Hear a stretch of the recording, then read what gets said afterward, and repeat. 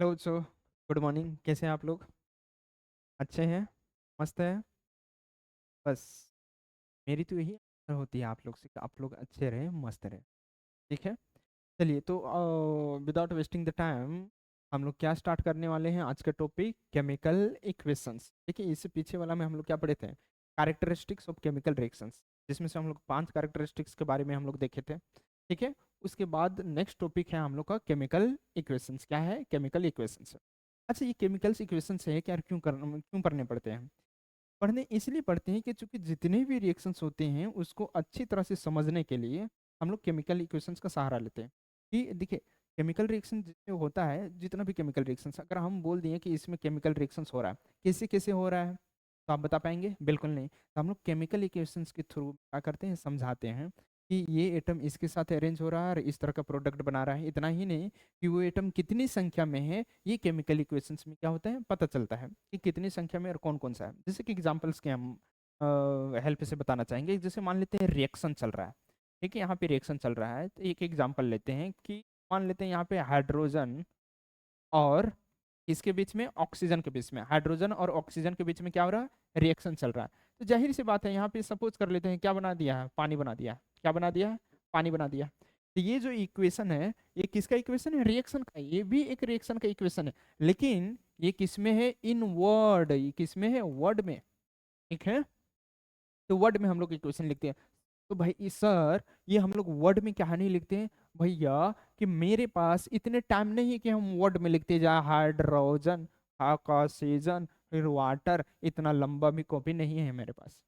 ठीक है। तो इसको समय को बचाने के लिए और समझने के लिए भी, क्या समझने के लिए, आप बताइए तो वाटर में कितने हाइड्रोजन कितने ऑक्सीजन है? बता पाएंगे? नहीं। लेकिन वो भी तो बना है हाइड्रोजन और ऑक्सीजन से। क्या आप बता पा रहे हैं क्या वाटर में कितने हाइड्रोजन कितने ऑक्सीजन है?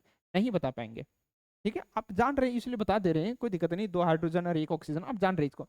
और भी केमिकल रिएक्शंस को अगर इसी तरह से वर्ड में लिख दिया जाता, आप बता पाएंगे कि कितने एटम्स उसमें है, कंपाउंड्स में से? बिल्कुल नहीं। अगर इसी को हम लोग वर्ड को हम लोग इसके सिंबल या तो फार्मूला में कन्वर्ट कर देते हैं, सब्सटेंस, जो भी ये केमिकल सब्सटेंस यहाँ पे लिए हुए हैं, जैसे कि हाइड्रोजन यहाँ पे लिए हुए हैं। ठीक है। हाइड्रोजन का अगर हम लोग इसका हम लोग लिख देते हैं, फार्मूला क्या है? H2। ऑक्सीजन का क्या है? O2। ये लिख देते हैं। ठीक है। इसके बाद जब हम लोग कंपाउंड से यहाँ पे बना है, क्या बना है? H2O, वाटर बना है। अब बताइए तो कितने हाइड्रोजन है कंपाउंड में? 2। ऑक्सीजन कितने हैं? 1। ये तो क्लियरली बता लिए। और दोनों, अब देखिए इसको लिखने के लिए भी क्या हुआ, इससे कम समय लगा। कम समय लगा। और इसमें हाइड्रोजन कितने हैं? 2। इसमें ऑक्सीजन कितने हैं? 2। जब दो आपस में रिएक्शन कर रहा है तो क्या बन रहा है? H2O, एक मॉलिक्यूल से बन रहे हैं। ठीक है। तो ये जो रिएक्शन है किसमें है? सिंबल में है। किसमें है? सिंबल में। सिंबल में बोल सकते हैं। ठीक है, फार्मूला में बोल सकते हैं। ठीक है, इन सिंबल में। ठीक है, ये सिंबल। ठीक है, ये किसमें है? सिंबल में है। ठीक है। तो इससे हम लोग को पढ़ना आसानी हो जाता है कि हाइड्रोजन ऑक्सीजन के साथ में रिएक्शन कर रहा है और H2O का निर्माण कर रहा है। ठीक है। इसको अगर बैलेंस करते हैं तो कितना हो जाएगा? 2। और यहाँ पे कितना हो जाएगा? 2। मतलब पानी बनाने के लिए देख रहे हैं, 4 हाइड्रोजन और 2 ऑक्सीजन से कितना मॉलिक्यूल्स का पानी बनता है? 2 मॉलिक्यूल का पानी बनता है। ठीक है। इससे ये पता चलता है। अच्छा, इतना ही नहीं, अगर दूसरा एग्जांपल से हम लोग ले लेते हैं कि मान लेते हैं कि कार्बन जो है, ठीक है, कार्बन, ठीक है, एक इसके साथ रिएक्शन कर रहा है, सपोज कर लेते हैं ऑक्सीजन के साथ में रिएक्शन कर रहा है, तो ये बना रहा है कार्बन डाइऑक्साइड। क्या बन रहा है? कार्बन डाइऑक्साइड बन रहा है। ठीक है, ये क्या बना रहा है? Carbon dioxide. ठीक है, ये वर्ड में लिखा हुआ है। ठीक है। तो इतना लंबा लिखना, ठीक है, और इतना टाइम में लिखना थोड़ा सा वेस्ट लगेगा समय को। तो इसको अच्छा तरह से इजी केस में पढ़ने के लिए हम लोग क्या लिखते हैं? कार्बन का सिंबल क्या होता है? C। ऑक्सीजन का क्या होता है? O2। फार्मूला। ठीक है। दूसरा, कार्बन डाइऑक्साइड का फार्मूला क्या होता है? CO2। तो इससे साफ पता चल जाता है कि कार्बन ऑक्सीजन के साथ में रिएक्शन करके CO2 का निर्माण कर रहा है। इसमें कार्बन की संख्या कितनी, ऑक्सीजन की संख्या भी कितनी, ये भी पता चल रहा है। क्या इसमें पता चल रहा था? क्या नहीं पता चल रहा। इसलिए हम लोग रिएक्शन को अच्छी तरह से समझने के लिए, ठीक है, हम लोग किसका सहारा लेते हैं? इक्वेशन का सहारा लेते हैं। जिससे हम लोग को इक्वेशंस क्या देता है कि इजी तरह से स्टडी करने से समझ देती है हम लोग को। मतलब अच्छी तरह से, आसान तरह से हम लोग को क्या करता है, समझने में मदद करता है इक्वेशन। समझने में क्या करेगा? मदद करेगा। ठीक है, इक्वेशंस।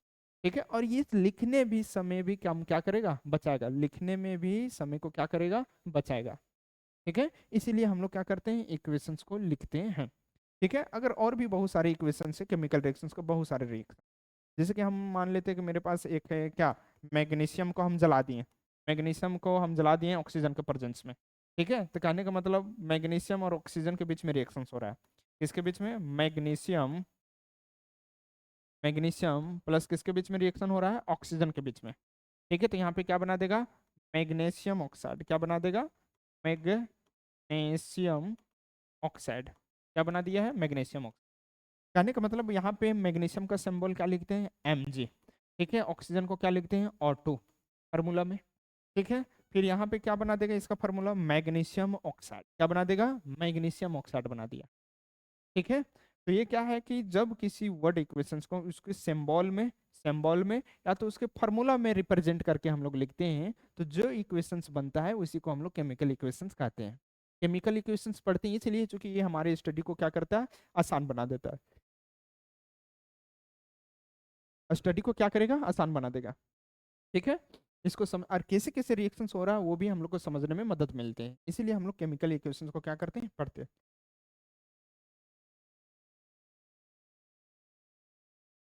इसीलिए हम लोग क्या करते हैं? केमिकल इक्वेशंस को पढ़ते हैं। ठीक है, यहाँ पे बैलेंस वगैरह है, देख लीजिए। इसमें तो बैलेंस है, इसमें तो बैलेंस नहीं लग रहा है क्योंकि दो ऑक्सीजन, यहाँ पे कितना ऑक्सीजन है? एक एक ऑक्सीजन। तो यहाँ पे दो मैग्नीशियम कर देते हैं, यहाँ भी क्या कर देंगे? दो मैग्नीशियम हो जाएगा और दो ऑक्सीजन हो जाएगा।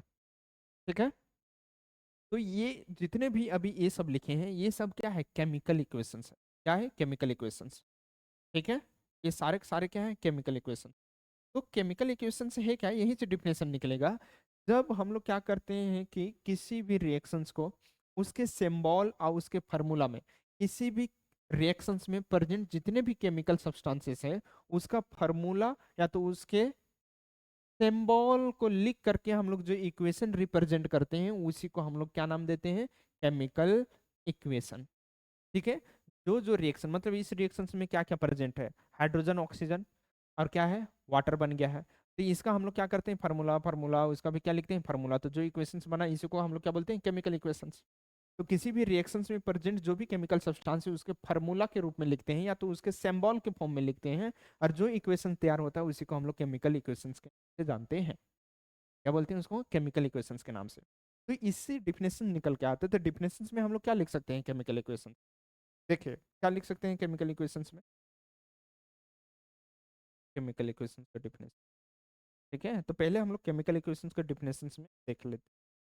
ठीक है, इसको नीचे करके चलिए लिख देते हैं केमिकल इक्वेशंस में। देखिए,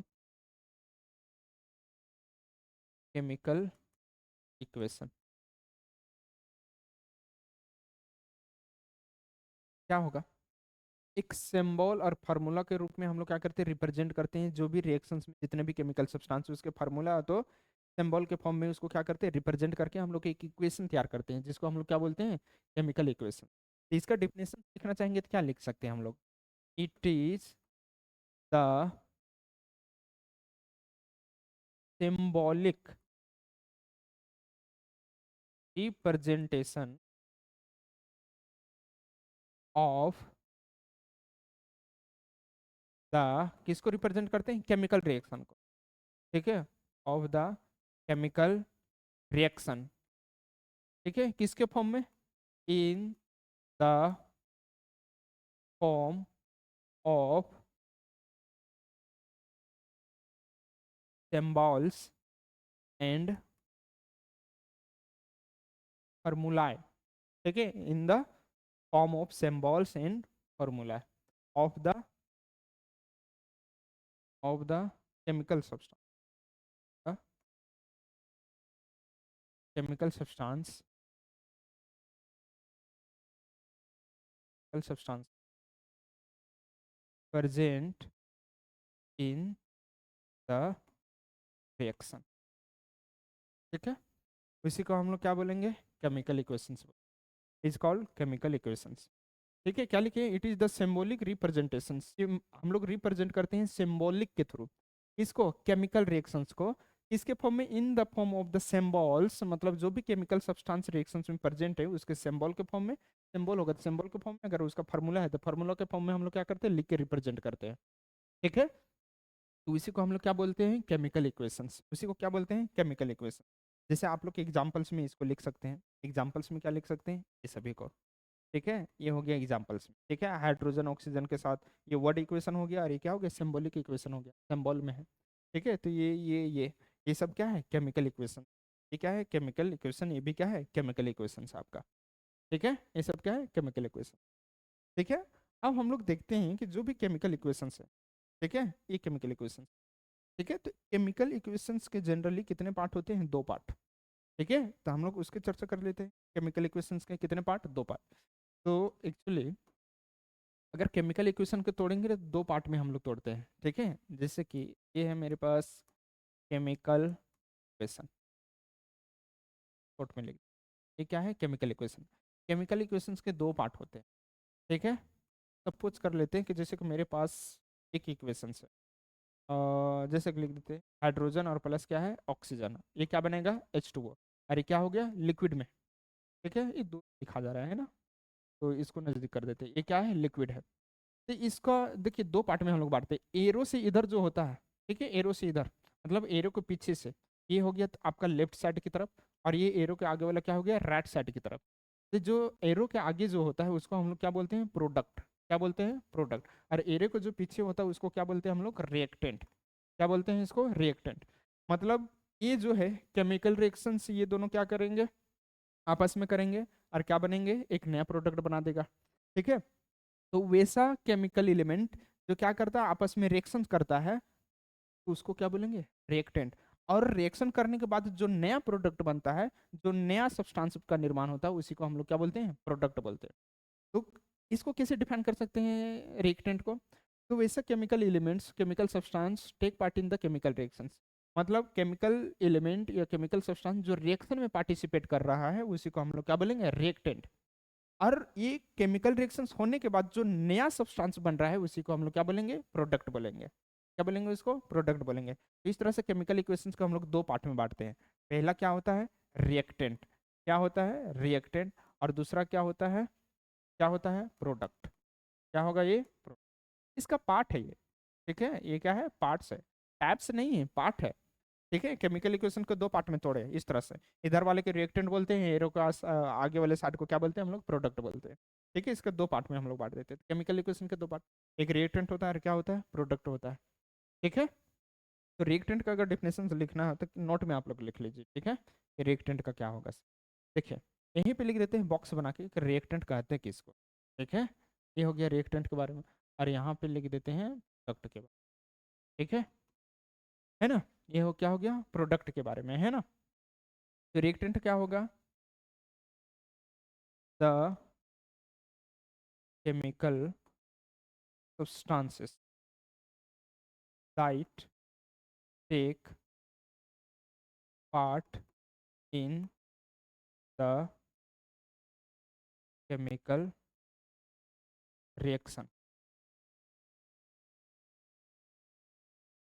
known as, क्या होगा, रिएक्टेंट। क्या बोलेंगे हम, रिएक्टेंट बोलेंगे। जो केमिकल रिएक्शंस में पार्टिसिपेट करता है उसको हम लोग क्या बोलते हैं, रिएक्टेंट बोलते हैं। और ये एरो के लेफ्ट साइड में लिखा जाता है, किधर लिखा जाएगा, लेफ्ट साइड। ठीक है, एरो के किधर होगा, लेफ्ट साइड होगा। ठीक है, तो ये किधर लिखा जाएगा, left side of arrow, arrow के लेफ्ट साइड में लिखा। ठीक है, और ये प्रोडक्ट क्या होगा,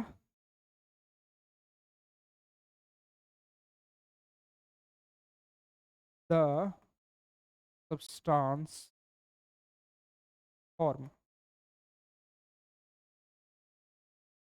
is a result of chemical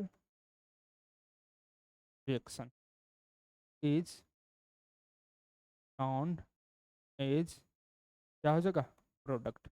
ठीक है, इसको हम लोग क्या लिखते हैं, right side, right side of arrow.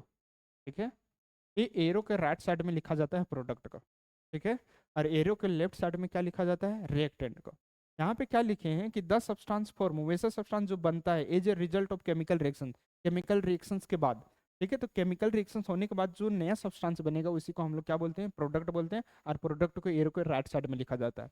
Reactant क्या है? The chemical substance that take part in the chemical reactions. वे केमिकल सब्सटेंस जो क्या होते हैं, पार्टिसिपेट करते हैं रिएक्शंस में, वैसे केमिकल सब्सटेंस को हम लोग क्या बोलते हैं? रिएक्टेंट। और इसको एरो के लेफ्ट साइड में लिखा जाता है, ठीक है। और ये जो एरो है, ये जो एरो है, ये डायरेक्शन ऑफ रिएक्शन बताता है। क्या बताता है? डायरेक्शन ऑफ रिएक्शन बताएगा, ठीक है। ये डायरेक्शन ऑफ क्या बताएगा? रिएक्शन, ठीक है। ये डायरेक्शन ऑफ रिएक्शन, ठीक है। तो ये था आपका केमिकल इक्वेशंस के बारे में, ठीक है। तो और भी एग्जांपल्स आप लोग देख सकते हैं, ले सकते हैं, ठीक है। कि मान लेते हैं कि सपोज ये एक और है मेरे, ठीक है। जैसे कि सी ए वो है प्लस क्या है? H2O है, ठीक है। तो यहाँ पे बना देगा CaOH का होल 2 बना देगा, ठीक है। तो ये क्या है? ये आपका रिएक्टेंट कहलाएगा। क्या कहलाएगा? रिएक्टेंट, जो रिएक्शन में क्या कर रहा है? पार्टिसिपेट कर रहा है। और ये क्या कहलाएगा? प्रोडक्ट। क्या कहलाएगा? ये प्रोडक्ट। जब रिएक्शंस के बाद जो नया चीज बनता है, सब्सटेंस बनता है, उसको हम लोग क्या बोलते हैं? प्रोडक्ट बोलते हैं। और ये तो आपको एरो है, ये डायरेक्शन ऑफ क्या दिखा रहा है? रिएक्शन। रिएक्शन इधर से इधर हो रहा है, ठीक है। मतलब ये दोनों आपस में रिएक्शन में पार्टिसिपेट कर रहे हैं, तब ये जाकर प्रोडक्ट बनना, मतलब रिएक्शन का डायरेक्शन लेफ्ट से राइट, लेफ्ट से राइट। एरो का मतलब ये दिखा रहा है, ठीक है। जैसे कि और भी ले सकते हैं कि मेरे पास है Mg प्लस क्या है? HCl है, ठीक है। तो ये क्या बना दिया? MgCl2 और प्लस क्या हो गया? हाइड्रोजन गैस रिलीज हो गया, ठीक है। कहने का मतलब ये क्या कहलाएगा? ये रिएक्टेंट। क्या कहलाएगा? रिएक्टेंट। और एरो के इधर वाले साइड को क्या कहेंगे हम लोग? प्रोडक्ट। क्या बोलेंगे हम लोग? प्रोडक्ट बोले, ठीक है। तो ये जो हम लिखे हैं, ये सब के सब क्या है? केमिकल इक्वेशन है कि नहीं है? ये भी केमिकल इक्वेशन है, ये भी केमिकल इक्वेशन है कि कैल्शियम जो होता है पानी के साथ में रिएक्शन कैसे करता है और क्या बनाता है, तो ये बना रहा है, ठीक है। ये भी एक केमिकल इक्वेशन है। तो इसको जब भी हम लोग तोड़ेंगे तो दो पार्ट में टूटेगा, एक रिएक्टेंट और दूसरा क्या? प्रोडक्ट। रिएक्टेंट और दूसरा क्या टूटेगा? प्रोडक्ट टूटेगा, ठीक है। तो केमिकल इक्वेशंस का दो पार्ट होते हैं। कल से हम लोग देखेंगे chemical equations, types of chemical equation, मतलब केमिकल इक्वेशंस का प्रकार। केमिकल इक्वेशंस का क्या देखेंगे? प्रकार देखेंगे हम लोग, ठीक है। तो आज इतना ही रहने देते हैं केमिकल इक्वेशंस के बारे में, ठीक है। ठीक है, बाकी जो दिक्कत है आप कमेंट कीजिए, है ना।